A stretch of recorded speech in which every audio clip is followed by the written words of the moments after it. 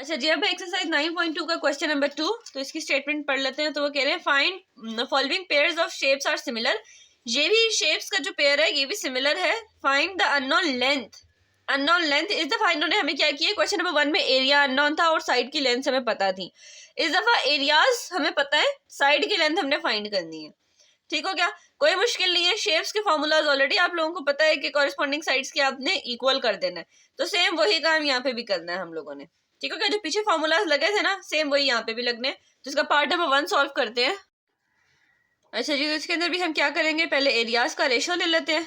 So A1 divided by A2, ये हमने कहा था किसके इक्वल है, कॉरेस्पॉन्डिंग साइड्स के रेशियो के स्क्वायर के। तो 2 डिवाइडेड बाई x का square.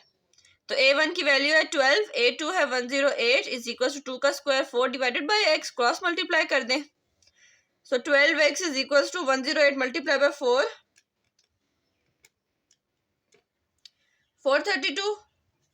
x is equal to 432, sorry x का स्क्वायर है ये। सो 432 डिवाइड मल्टीप्लाई बाई 12, नहीं सॉरी डिवाइडेड बाई 12। तो 432 डिवाइडेड बाई 12 कर लेंगे कैलकुलेटर पे, आंसर आएगा 36। x का स्क्वायर इज इक्वल टू 36। अब हमें स्क्वायर को खत्म करना है।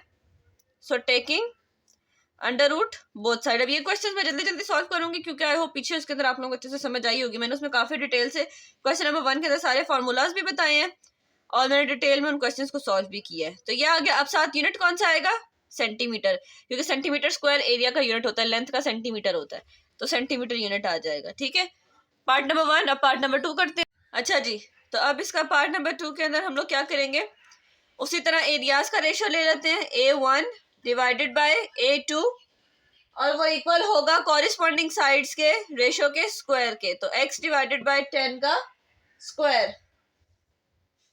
A1 की वैल्यू है 50, A2 की है 200, x का स्क्वायर डिवाइडेड बाय 100। ठीक है जी, ये वहां जाके मल्टीप्लाई होगा। 50 divided by 200 multiply by 100 is equal to x का square. 100 1s are 100 2s are, ठीक है जी, 2 1s are 2 5s are 10, 2 2s are 4। So 25 is equal to x square. अब x का स्क्वायर हमने खत्म करना है। So taking under root both side, under root लेने पे x इक्वल आ जाएगा 5 के। साथ यूनिट कौन सा लगेगा, सेंटीमीटर। ठीक है जी, तो ये था इसका पार्ट नंबर 2। अब है इसका पार्ट नंबर 3। तो मैं इसकी पहले डायग्राम ड्रॉ कर लेती हूँ। तो ये मैंने डायग्राम बना लिया है। अब सेम इसके अंदर भी आपने यही करना है, एरियाज का रेशियो ले लें। A1 divided by A2 is equal to corresponding sides का रेशियो ले लें। तो पहले मैंने इसका एरिया लिया न्यूमरेटर में, तो इसी की साइड का रेशियो लूंगी। x डिवाइडेड बाय 10 का स्क्वायर। सो A1 की वैल्यू है 900 डिवाइडेड बाय A2 की वैल्यू है 100 और x स्क्वायर डिवाइडेड बाय 100। ठीक है जी, ये 100 100 से कैंसिल। Now 900 is equal to x square. अब इसका taking under root both side, under root लेंगे ताकि x का स्क्वायर खत्म हो सके। तो अंडर रूट लिया हम लोगों ने, तो क्या होगा, जो x का स्क्वायर है वो ऑलरेडी खत्म हो जाएगा और अंडर रूट 900 की जगह आ जाएगा 30 और साथ यूनिट कौन सा लगेगा, सेंटीमीटर। ठीक है जी, तो ये था इसका part number 3। Now coming towards the part number 4। Rough sketch बना लिया डायग्राम्स का। डायग्राम्स देके कंफ्यूज नहीं होना, फॉर्मूलाज वही लगने हैं। ठीक है जी, तो अब इसके अंदर भी हम क्या करेंगे, सबसे पहले एरियाज का रेशियो ले लेंगे। A1 divided by A2 equal किसके होगा, कॉरेस्पॉन्डिंग साइड्स के रेशियोज के स्क्वायर के। तो A1 इसकी कॉरेस्पॉन्डिंग साइड है 16 डिवाइडेड है इसकी साइड है x, इनका स्क्वायर ले लेंगे। A1 की वैल्यू डाल दें 120, A2 की वैल्यू डाल दें 180। 16 का स्क्वायर ले लें, क्या आएगा 256 डिवाइडेड बाय x का स्क्वायर। 0 0 से कैंसिल कर दें, अब क्रॉस मल्टीप्लाई कर दें। तो 12x का स्क्वायर इज इक्वल टू 256 को मल्टीप्लाई कर दें 18 के साथ, तो ये आ जाएगा 4608। नाउ डिवाइडेड बाय 12 हो जाएगा, ये 12 यहाँ आ जाएगा। So X square is equal to 4608 divided by 12। Answer आता है 384। ठीक है जी, अब 384 का under root taking square root करेंगे तो दोनों साइड पे हो जाएगा। Taking under root both side, तो ये तो x रह जाएगा और इसका अंडर रूट लेते हैं कैलकुलेटर के ऊपर, तो आंसर आता है पॉइंट्स में 19.59। बुक में आपकी आंसर दिया हुआ है 19.6, तो ये 9 राउंड ऑफ होएगा तो यहाँ +1 हो जाएगा, 19.6 यूनिट आ जाएगा 7 सेंटीमीटर। ठीक है, तो आई होप आप लोगों को ये क्वेश्चन समझ आए होंगे। अगर फिर भी समझ नहीं आए, फार्मूलाज के अंदर मसला है, तो पहले इसकी क्वेश्चन नंबर 1 की वीडियो देखें, उसमें मैंने बहुत डिटेल में फार्मूलाज वगैरह एक्सप्लेन किए हुए हैं। अब इसका क्वेश्चन नंबर 3, इसमें हम कह रहे हैं radii of two spheres are 6 centimetre and 8 centimetre respectively. दो स्फेयर्स हैं, दो सर्कल्स हैं, उनका रेडियस कितना है 6 सेंटीमीटर एंड 8 सेंटीमीटर। फाइंड हमने क्या करना है, उनके एरियाज का रेशो, दोनों स्क्वायर्स के एरियाज का रेशो फाइंड करना है। फिर area of larger sphere find करना है अगर स्मॉलर स्फेयर का एरिया इतना है, and then area of smaller sphere find करना है अगर लार्जर का इतना है। तो ये बहुत सिंपल सा क्वेश्चन है, वो जो हम लोगों ने क्वेश्चन नंबर 1 के अंदर एरिया ऑफ स्फेयर वाला पढ़ा था कि उसके अंदर आप लोगों ने क्या कंडीशंस लगानी है, वही वाला हम यूज करेंगे यहाँ पे फॉर्मूला। तो पहले हम गिवन डाटा बना लेते हैं। क्वेश्चन नंबर 3 के अंदर गिवन डाटा क्या है, radius of two spheres, let the radius of one sphere R1 which is 6 centimeter and let the radius of second sphere R2 which is 8 centimeter। तो सबसे पहले हम लोगों ने अब फाइंड क्या करना है, पहली चीज हमने फाइंड करनी है ratio of areas of both sphere. तो हमें पता है कि दोनों स्फेयर के लिए हम लोग क्या करते हैं, एरियाज का रेशियो इक्वल हो जाता है रेडियस के रेशियो के स्क्वायर के। तो बहुत सिंपल है, एरियाज का रेशियो ले लें, A1/A2 इज इक्वल टू, अब एरिया है तो हम उसको ए से रिप्रेजेंट करेंगे ना, साथ 1 और 2 लगा दें, इज इक्वल टू R1/R2। अब देखिए मैंने A1 ऊपर लिया तो R1 ऊपर लेना है, इनका स्क्वायर कर लें। R1 और R2 की वैल्यू ऑलरेडी पता है, so A1 divided by A2 would be equal to R1 6 divided by 8 का square. So A1/A2 would be equal to 6 का स्क्वायर 36, ठीक है जी, एंड 8 का स्क्वायर 64।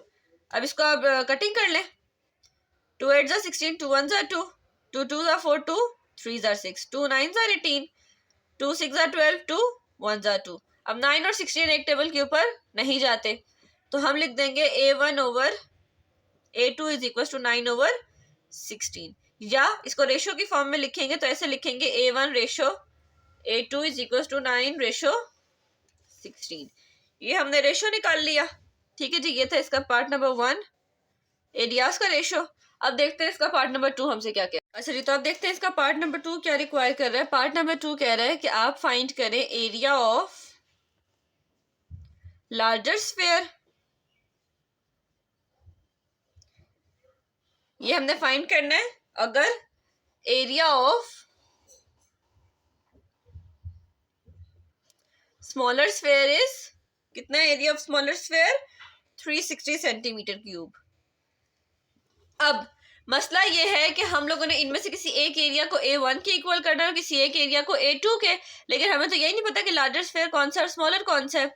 तो वो हमें कैसे पता चलेगा, वो हमें पता चलेगा इसके पार्ट नंबर 1 से। जैसे ये देखें, पार्ट नंबर 1 में मैंने ऑलरेडी लिखा हुआ भी है, रेशो क्या आई थी, A1 का 9 आई थी और A2 की 16 आई थी ना। ऑब्वियसली अब जिसकी वैल्यू छोटी है वो स्मॉलर स्फेयर होगा, जिसकी बड़ी है वो लार्जर स्फेयर होगा, यानी A1 क्या है, स्मॉलर स्फेयर, एंड A2 क्या है, लार्जर स्फेयर। तो ये भी हम यहाँ पे अपने लिए हिंट पे इधर भी लिख लेते हैं कि A1 इज स्मॉलर स्फेयर। क्यों स्मॉलर है, क्योंकि इसकी वैल्यू आई थी 9, and A2 is larger sphere because उसकी वैल्यू आई थी 16, ग्रेटर आई थी।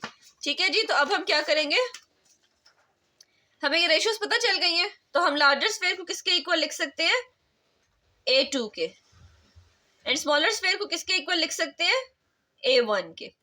ठीक है जी, अब हम बनाएंगे इसकी रेशो रेडियस के अकॉर्डिंग, क्योंकि R1 और R2 हमें ऑलरेडी पता है क्या है, तो रेडियस के अकॉर्डिंग इसकी रेशो हो जाएगी A1/A2 equal to square of radius होता है R1/R2 का स्क्वायर।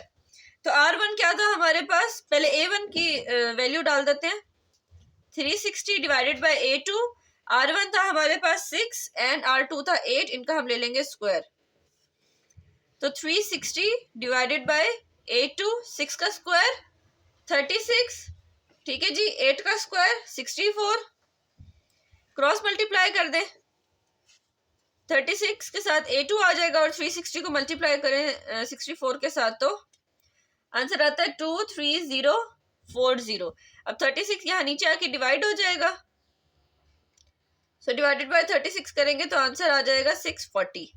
साथ एरिया है तो यूनिट कौन सा लगेगा, सेंटीमीटर स्क्वायर। ठीक है जी, आई होप आपको ये स्टेप समझ आया होगा। तो ये हम लोगों ने लार्जर स्फेयर A2 किसके इक्वल था, एरिया ऑफ लार्जर स्फेयर। और ये हमें कैसे पता चला लार्जर स्फेयर के, क्योंकि रेशो में A2 का रेशो ग्रेटर आया था A1 से, तो जिसका रेशो ग्रेटर होगा वही लार्जर स्फेयर होगा। ठीक है जी, तो आई होप ये पार्ट आप लोगों को समझ आया होगा। मेन कॉन्सेप्ट इसके अंदर यही है कि आपको लार्जर और स्मॉलर स्फेयर सही से करना है, बाकी तो फॉर्मूला तो पीछे वाला ही है। तब इसका पार्ट नंबर 3 देख लेते हैं, बहुत सिमिलर सा है पार्ट नंबर 3 भी। उसमें स्मॉलर स्फेयर फाइंड करना होगा, लार्जर की वैल्यू दी हुई होगी। स्मॉलर स्फेयर हम लोगों ने इसके अंदर क्या करना है, फाइंड करना है। और स्मॉलर स्फेयर कौन सा था, A1। ठीक है, आई होप अब ये बात तो समझाने की जरूरत नहीं कि मैंने इसको A1 की इक्वल क्यों किया है। तो वो हमने क्या करना है, फाइंड करना है। Next area of larger sphere, which तो area of larger sphere which is A2 और उसकी वैल्यू हमें दी हुई है 1600 सेंटीमीटर स्क्वायर। ठीक है जी, तो फाइंड हम लोगों ने क्या करना है, A1 सिंपल वही जिस तरह लार्जर स्फेयर का फाइंड किया था वैसे हम स्मॉलर स्फेयर का फाइंड कर लेंगे। रेशो ले लें A1 over A2 is equals to R1 over R2 का स्क्वायर। A1 फाइंड करना है, A2 है 1600, R1 था 6, R2 है 8, इनका भी स्क्वायर ले लें। सो A1 इज इक्वल्स टू 6 का स्क्वायर 36, 8 का स्क्वायर 64 मल्टीप्लाई बाय 1600। इसको एज इट इज कैलकुलेटर के ऊपर डालें तो 36 मल्टीप्लाई बाय 1600 डिवाइडेड बाय 84, तो आंसर आता है, सॉरी ये मैंने 84 लिख दिया, 64। तो आप कर रहे हैं इसको 36 multiply by 1600 divided by 64 is equals to 900। Area है तो यूनिट आ जाएगा सेंटीमीटर स्क्वायर। ठीक है जी, तो इस तरह से क्वेश्चन नंबर 3 भी कंप्लीट होता है। अब आप लोगों को समझ आया होगा। अगर नहीं आया तो कमेंट सेक्शन में आप कमेंट करके पूछ सकते हैं। फॉर्मूलाज में कोई मसला है तो वीडियो को रिवाइंड करके भी देख सकते हैं। तो अगर आप मेरे चैनल पर नए हैं तो मेरे चैनल को सब्सक्राइब करें, वीडियो को लाइक करें और इसको अपने फ्रेंड सर्कल में भी शेयर करें।